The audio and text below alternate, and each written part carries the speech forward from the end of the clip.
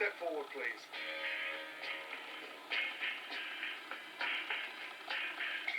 So we have Matt and Pat going up on the block. Anybody else thinking of Green Greens from Kirby? No, just me, okay. Hey, Marvel. Go away. Okay, listen. I gotta talk to you about something. Marvel? Marvel! Screw this.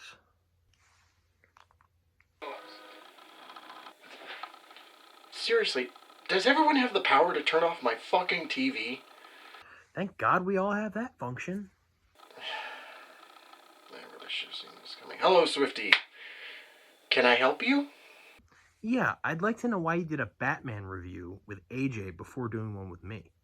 Well, he ambushed me, just like you're doing right now. Well, alright, you got me there.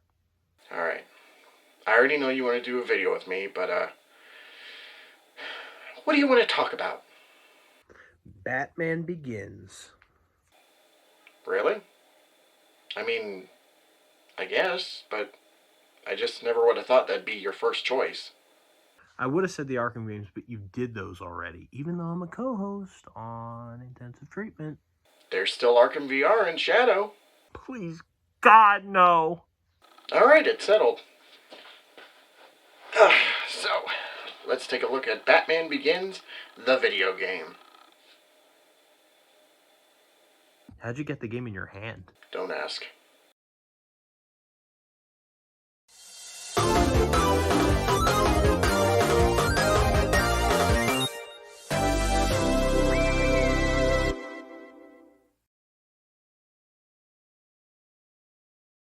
Ah, the Dark Knight trilogy. The series of films that brought Batman away from the Joel Schumacher nipple era to a new age that was darker, more grounded, and pushed the envelope of how sophisticated comic book movies can really be. With one exception. It's a film that I definitely will review one day, but not now. It's interesting looking back at these movies and being shocked every time that we got games at all, considering how serious they wanted them to be. I still remember the Nickelback TV spot, and I'm not going to let Christopher Nolan let me forget it. I never stopped thinking about you. And when I heard you were back, I started to hope. Anyway, the game itself was published by EA with developmental duties carried by Eurocom. They're mostly known for licensed games and porting jobs, but some notable titles they've worked on are Spyro, A Hero's Tale, and Dead Space Extraction, just to name a couple. That's like 2, Marvel, you gotta do better than that. The game would release June 14th, 2005, one whole day before the movie hit theaters and WoW audiences. The game, however, would gain average reception, harping on its level design and enemy AI, but praising the graphics and atmosphere. My experience with this title goes all the way back to the good old Blockbuster days I can't stop mentioning, and I had my fun with it back in the day. I never really got that far, getting near to the end of the Falcone level, but it didn't help that we had no memory card, so I had to reset the game every time I rented it. I managed to get a copy for myself around 2012, and I did beat the game, only to never touch it again for a very long time. The last time I fully played through the game was for our streams we did over on Intensive Treatment, and safe to say that we found some comedy gold. So yes, maybe you are. Oh shit. Oh shit! He just flew out of the building! The car. Just get in and drive it. Oh my god, he is! Sort of. Holy shit!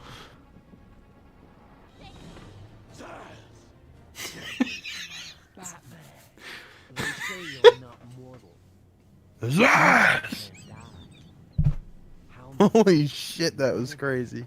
It's going to be interesting coming back to this with some muscle memory, but also looking at it with more of a critical eye.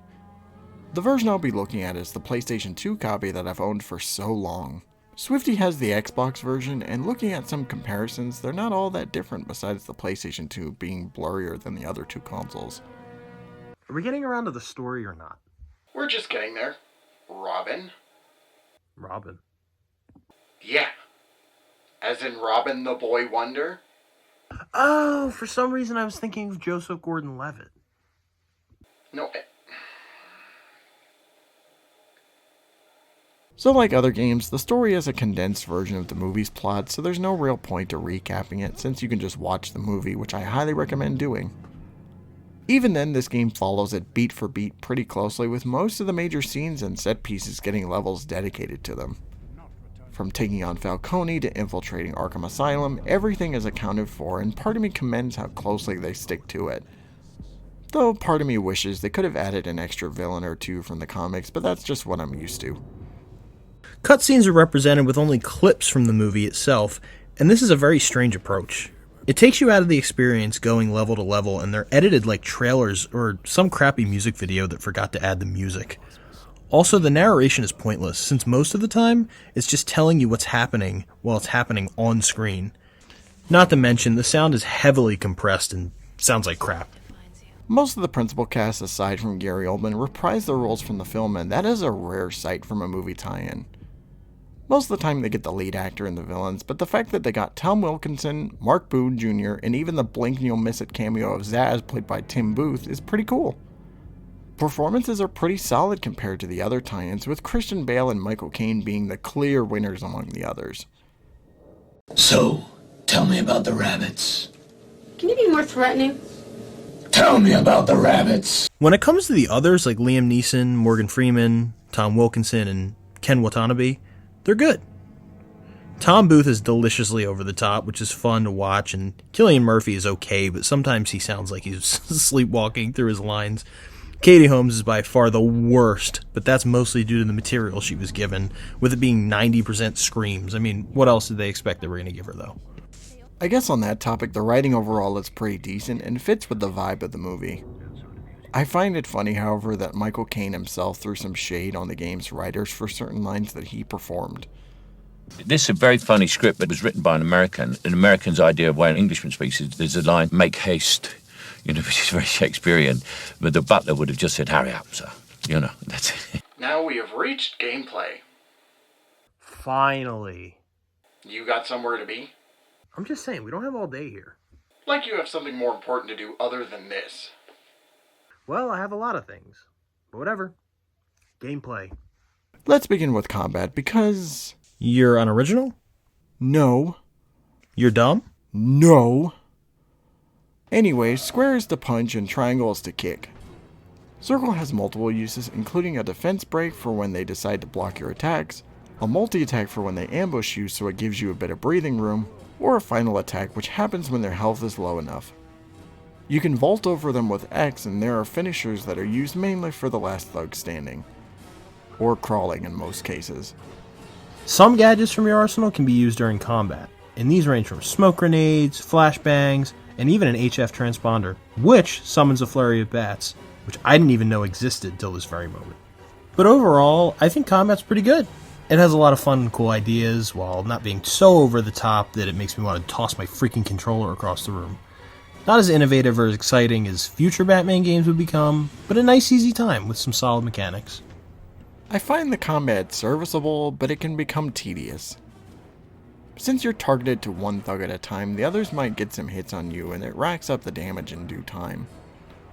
Also, performing multi-attacks and defensive break are only performed when the game wants you to, and it's really odd and breaks the pace up a lot.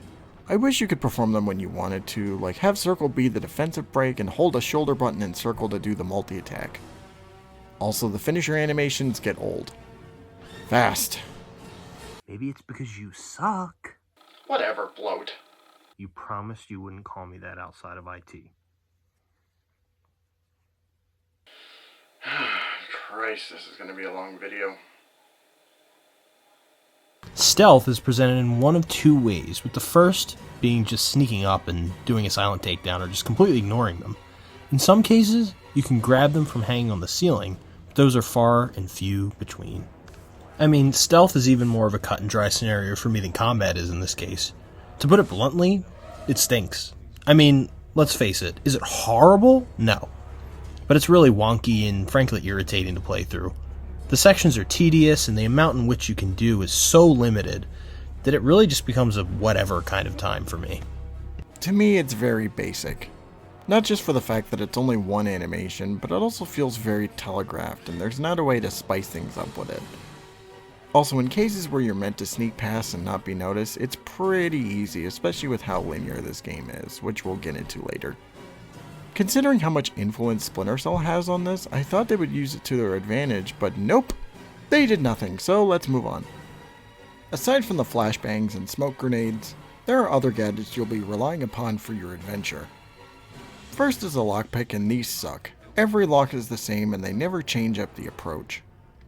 Second is the electro hack, and like using lockpicks, they're all the same sequence and it's lame. There's a camera you can use to look through doors, which breaks the pace, but it makes you feel like Batman somewhat, so I'm okay with it. You also have batarangs and the grapple gun, but they're used when prompted and you can't do anything else with them.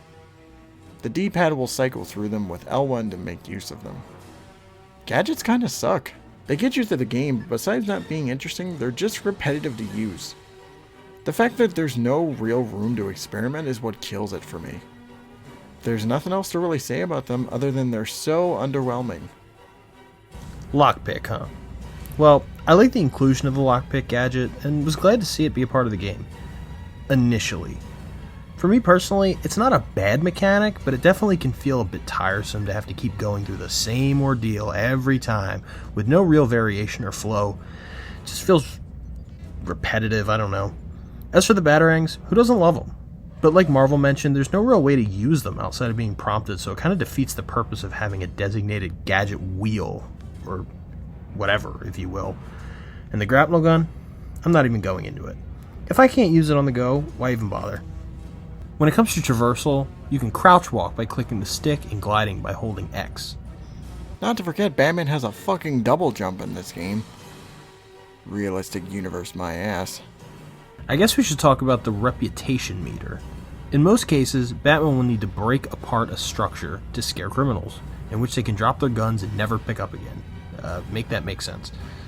Not only do each one of these increase your reputation, but there's an area of fear, and the higher it is, the more easily you'll take them out. Also, on occasion, you can interrogate people by using headbutts and punches to the gut to make them talk. I'll tell Gordon everything.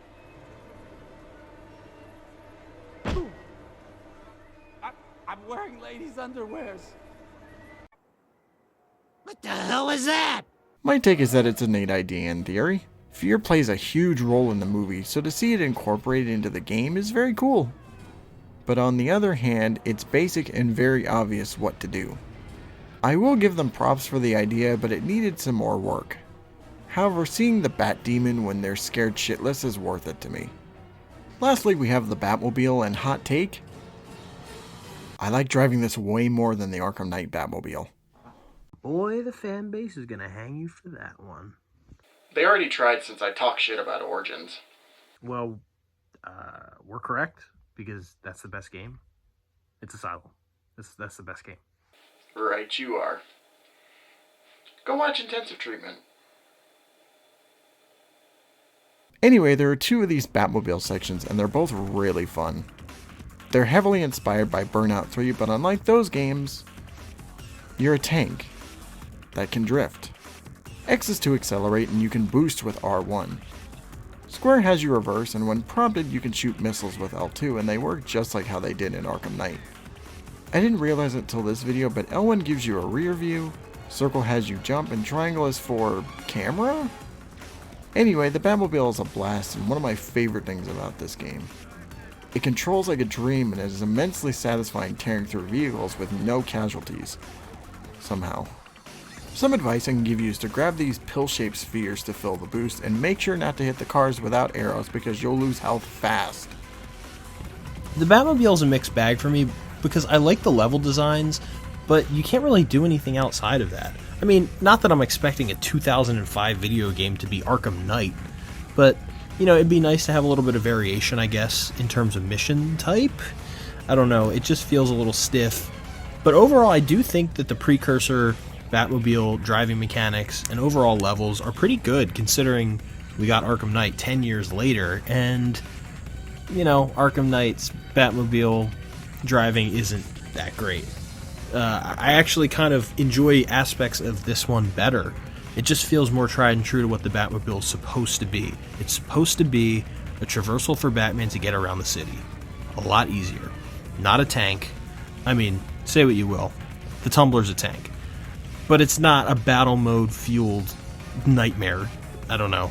That's just my thoughts. As for the gameplay overall, I think it's a step in the right direction for Batman games. By the time Batman Arkham Asylum comes out, especially if you played this game beforehand, it doesn't feel like such a crazy leap in gameplay, because this really set a good framework for Arkham Asylum. Not that Rocksteady was looking at this game for so much inspiration or anything, but you can tell there's bits and pieces spiced in there, sprinkled, salt and pepper. But again, we talked about this earlier, the gameplay overall kind of feels very scripted and like you don't have a lot of control, whereas future installments in the Batman Mythos games kind of have a very free feel. You feel like you are Batman. You don't feel like you're a part of a cutscene. And that's the downside of the gameplay in this game. And both Marvel and I have touched on that. Gameplay in general is passable, but I don't care for how automated it feels. Instead of having control, it sometimes feels like the game is taking control for me, and I find it weird. Whether it's an example of who can I break guard with, or which thug to pull off the ceiling, it's hard to explain without you actually playing it for yourself. It feels fine to play, but it's something that you'll pick up on as you continue through. Now for the everything else. You messed up the line. It's supposed to be the other stuff. Okay, sorry. Okay. Now for the everywhere all at once. Fuck me. I should have went back to school. As mentioned before, levels follow closely with the film, so you'll find some familiar set pieces like the Narrows, the mountains, the docks, Arkham Asylum, Wayne Manor, the train. It's mostly accounted for. They have a few levels made up, but they find a way to fit them in the narrative. I quite like the way the levels flow together. I really like how they complement the films, and the ones that they do make up, I feel like fit the overall plot. This game does a great job for me at feeling like I really am playing in the Nolanverse. And for me personally, the levels feel well thought out, well designed, and honestly have a great vibe about them. It reminds me of, and I know I've mentioned the Arkham games a couple times, but it makes me feel like how Arkham Asylum makes me feel about, being ripped out of the comic book or the animated series. This game makes me feel like it was ripped out of the Nolanverse, and it's a testament to the time period it was made, definitely. It feels like a 2005 game, but I think the levels complement it in that way. For me, I don't mind the set pieces, but my problem with the levels boils down to two simple reasons. First is how linear they are. Like, they are extremely linear. There's only one set path to get to your objective, and they're not subtle with what you need to do in order to get there. As someone who loves taking alternate paths and experimenting, this is a shame for me personally, and it doesn't help that you're the goddamn Batman. With all my knowledge and tools at my disposal, I should be able to approach any situation in a number of ways, but instead I just have to go in a straight line and not deviate whatsoever. This leads into my second issue, which Batman takes the longest possible route to get somewhere. Fuck using the grapple gun or the tumbler, instead you'll be climbing chains, hanging from pipes, and moving slowly through ledges to get around. The game is only 4.5 hours long, but Christ man, levels start to drag after a while. As an example, the night you take Falcone down is spread across 3 levels just to come face to face with him. I'm sorry, but if a good majority of your Batman game is standing around waiting for elevators, something's wrong. Anyway, on a more positive note, the game looks absolutely incredible, not only for a tie-in, but also for a PlayStation 2 game in general.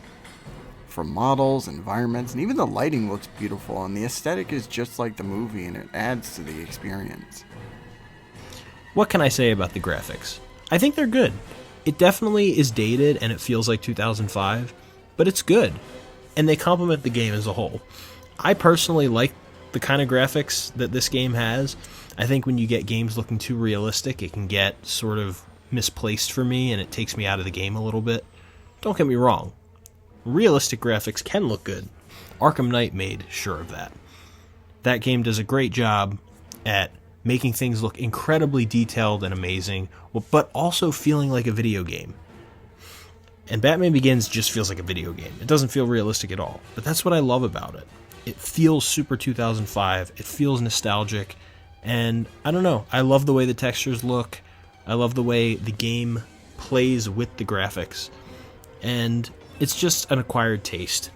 Are they good graphics technically? No, not at all. But they complement the time period and the game that they're serving. The soundtrack is really good. I don't really have much to say on the soundtrack because it was never something that I really paid a lot of attention to when playing, but it always immersed me enough to where I was like, oh, this is pretty good. I like this. The music is really good, I think. It's really quality stuff with it being a full orchestra, and there's some great tracks like the menu theme, for example. After you beat the game, there's some extra content for you to dive into and mess around with. First is the interviews with the devs, cast, writers, film crew, and WB for whatever reason. Movie footage, which is all the cutscenes with some trailers and TV spots. You can replay both Batmobile levels, which is great, and you can also do time attack versions and use the camo version of your tank. Speaking of costumes, you unlock a few and they're kinda cool. You can only use them after starting a new game, which stinks however. I love the black and gray skin, but I also really like his Hush-inspired outfit, and his Neil Adams costume is nice to look at also. Lastly is the Gallery of Fear, which holds all of the named enemies with bios, and this is neat. Seeing all my foes cowering like toddlers is hilarious to me, and hearing the screams in the background is kinda unsettling, which adds to its inclusion. Overall, the bonus content is mostly good stuff, and it adds a bit of replayability to the game. While I personally don't mind the interviews and trailers, the suits and the extra time attacks are fun to mess around with, and the gallery is cool to check out just for everyone's frightened faces and demeanor. It's worth playing through the game for these, and it gives me an excuse to play the game again. As for the extras, I don't have much to talk about apart from those damn suits. Are they gorgeous? Yes. I love every single one that they brought in. Are they just reshades of the Batman Begins suit? Also yes, but I still love them to death. That is all I am contributing to this society. You ready to finish this video? You mean like with my dick? No, dumbass, I meant like going over our final thoughts. Oh, right, obviously, I knew what you meant. It's a miracle you made it this far in life. Batman Begins is overall a solid game, and I think it's worth checking out for sure. Despite my problems, I had a fun time, and I would totally do another playthrough at some point soon. There are some interesting ideas like using fear as a weapon, and there's some fun to be had like with the Batmobile sections. But I'm not a fan of its super linear structure, slow progression, and mindless gameplay controlling you through, which again doesn't feel bad to play.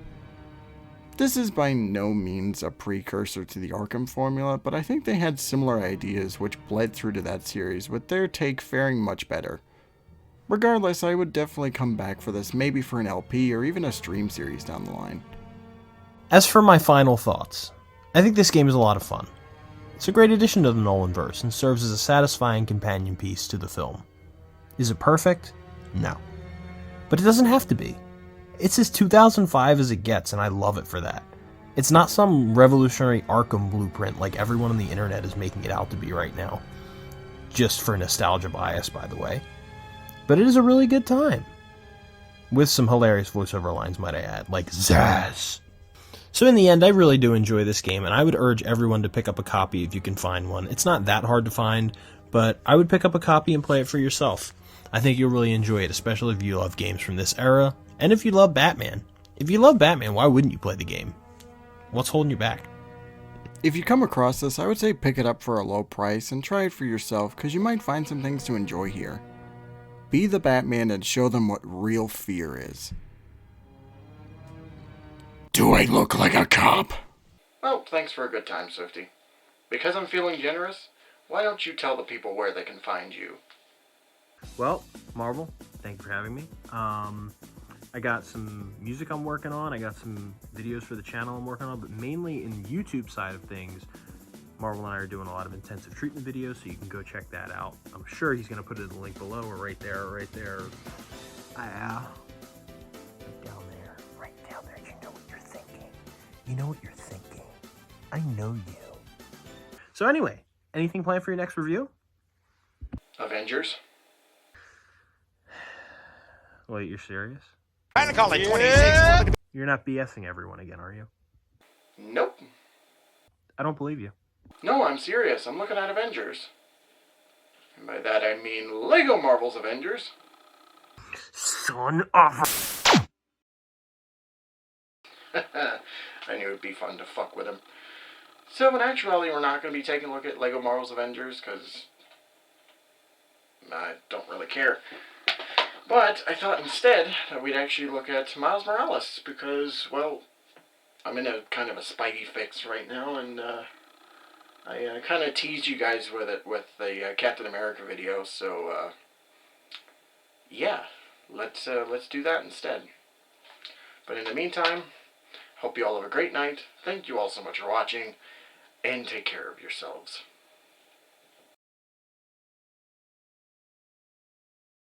Hey, we're back with our end video messages. Haven't done one of these in so long, but I'm going to try and keep it super brief so everybody can get out of here and, you know, go on with their lives and whatnot. So, first of all, I want to say thank you, of course, to my Arkham brother-in-arms, Mr. Swfte, for joining me on this. Originally, we were going to do Lego Batman, but, and then I just did not want to play it. So I was like, hey, how about Batman Begins? And he was like, yeah, so...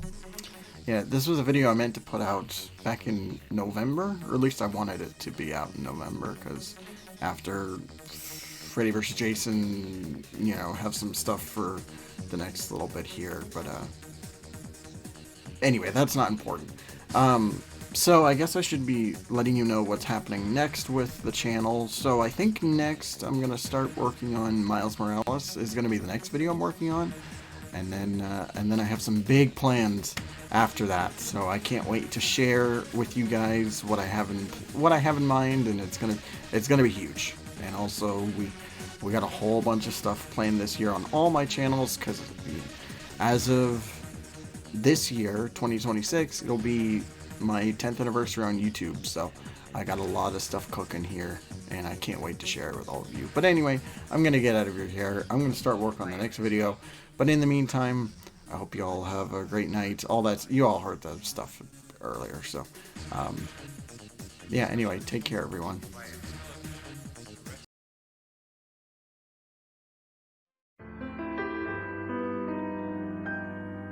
Am I blue? Am I blue? Ain't these tears in my eyes telling you